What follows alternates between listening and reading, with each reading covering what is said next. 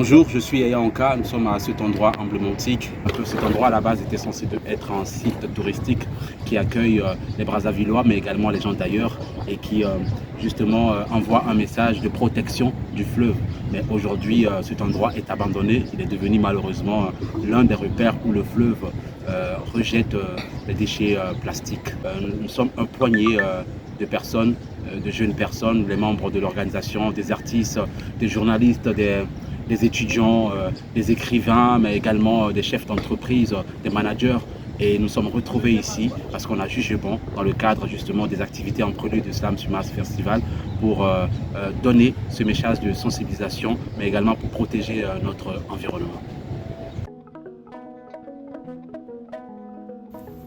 Les déchets qui peuplent les océans proviennent en effet à 80% des terres, portés par le vent ou les rivières. Le restant tombe à des navires de commerce.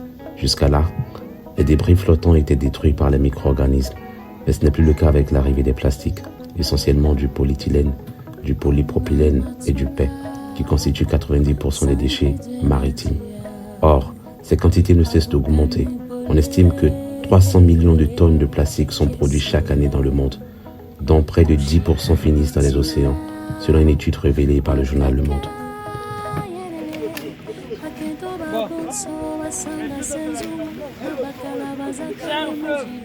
Ce qui est vrai, on a respecté le contrat.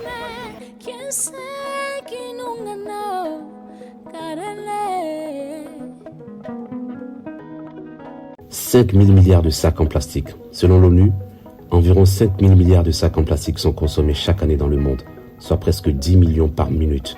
Si c'était attaché ensemble, ils pourraient entourer la planète 7 fois toutes les heures, calcule l'organisation.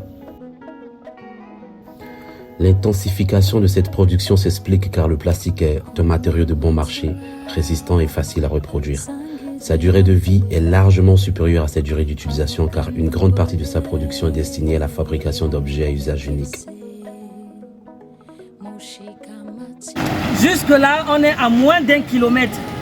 On a rempli une vingtaine de sacs à moins d'1 kilomètre, c'est-à-dire le long du fleuve Congo. On a rempli déjà, vous voyez les sacs là? On a rempli toute une vingtaine déjà que le fleuve a refoulé. Gars, soyons conscients, arrêtons. À un certain niveau, soyons sérieux. Mais après, vous qui faites des discours à longueur de journée là, je me demande votre geste écologique ou vos gestes écologiques là, vous faites ça où?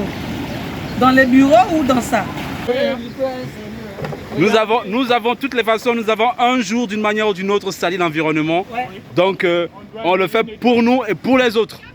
Je me suis engagé pour protéger l'environnement parce que premièrement, si je ne le fais pas, je ne vois pas qui d'autre le fera. C'est là où nous vivons, c'est l'environnement dans lequel nous avons l'air que nous respirons, l'eau que nous vivons et la nourriture que nous mangeons. Je le fais premièrement pour l'amour que j'ai de la nature, parce que je me dis que sans la nature, l'homme n'est pas. Et donc nous ne pouvons pas vivre dans une maison sale en tant qu'humains. Sûrement, nous ne devons pas vivre dans un milieu sale. Alors moi, je m'engage pour nettoyer le milieu, juste pour montrer exemple aux autres qui pensent que nous ne devons pas faire cela et nous avons des agents qui sont là pour le faire, comme à Verda ici au Congo. Mais tous, nous avons une responsabilité de le faire, puisque nous dégradons, nous salissons l'environnement. Gars, je le fais parce que je m'aime d'abord. D'abord parce que je m'aime, tu comprends, non? Toute fois que je suis dans la maison, là, ça fait chaud, même le ventilateur ne répond plus. Tous, on n'a pas climatisation, d'accord?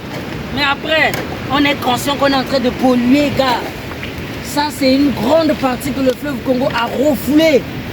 Et on est obligé de récupérer cela pour faire quoi? Recycler.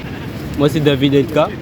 On est là pour protéger l'environnement des déchets plastiques, notamment des bouteilles plastiques là qui polluent un peu l'environnement. Ça se voit que ça laisse un peu des trucs. En plus, c'est carrément ça met de la saleté partout. Donc on est là pour rendre l'environnement propre et puis on essaie un peu de faire quelque chose avec de bon.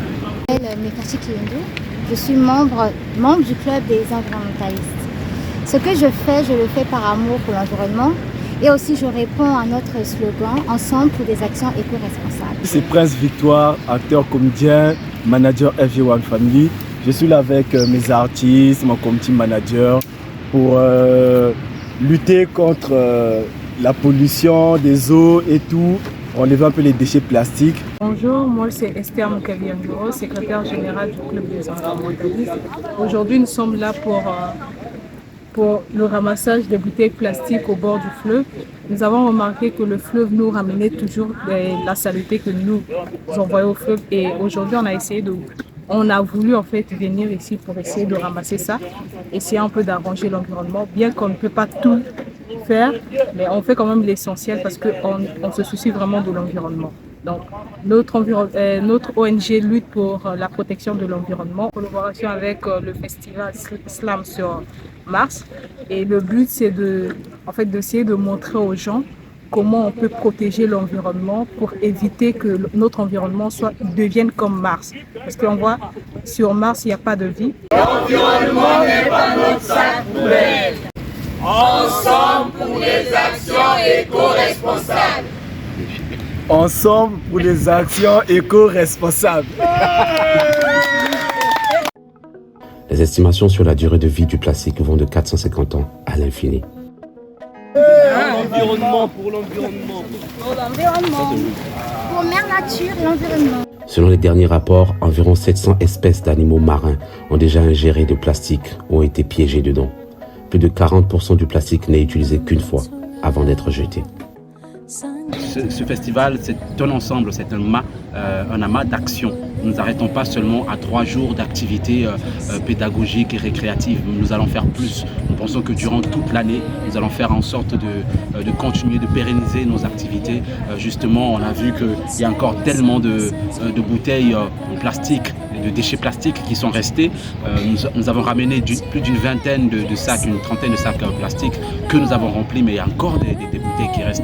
Je pense que prochainement, nous viendrons peut-être même avec une sorte de pirogue et tout ça pour aller un peu plus loin parce que il y a des endroits qui ne sont pas accessibles justement parce que le fleuve a augmenté avec la saison des pluies. Le Slam Mars Festival, à travers les ateliers Punumas, qui est un atelier de création et de fabrication des œuvres d'art partant du recyclage, est vraiment ouvert à toutes sortes de partenariats, de collaborations pouvant justement aider et protéger l'environnement.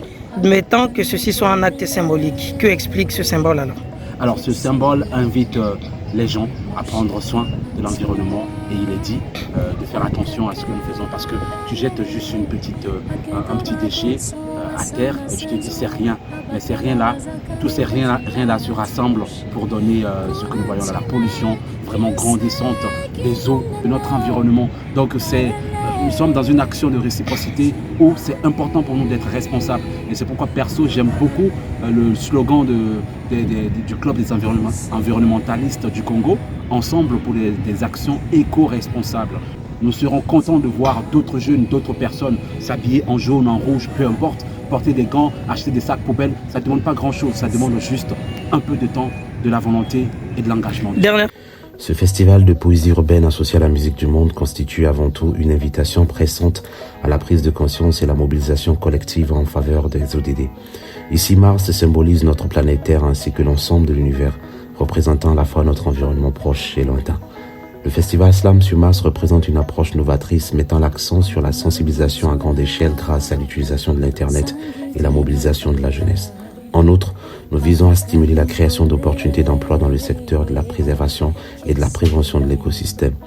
Notre festival accorde une attention particulière aux jeunes en situation de chômage, aux passionnés de l'art, ainsi qu'aux jeunes confrontés à des difficultés d'insertion sociale, car ils sont les premiers bénéficiaires de notre projet. Je vais faire ce dernier texte en hommage à mes frères perdus à Ornano. Je vais faire ce dernier texte pour rendre hommage à tous ceux qui se battent pour sortir de la galère, pour tous ceux qui, à travers les projets, se battent. Et si tu es partisan de ce texte, pour 5 secondes, lève ton poing en l'air. Lève ton poing en l'air pour 5 secondes, lève ton poing en l'air. Lève ton poing en l'air parce que ce texte mérite la lutte.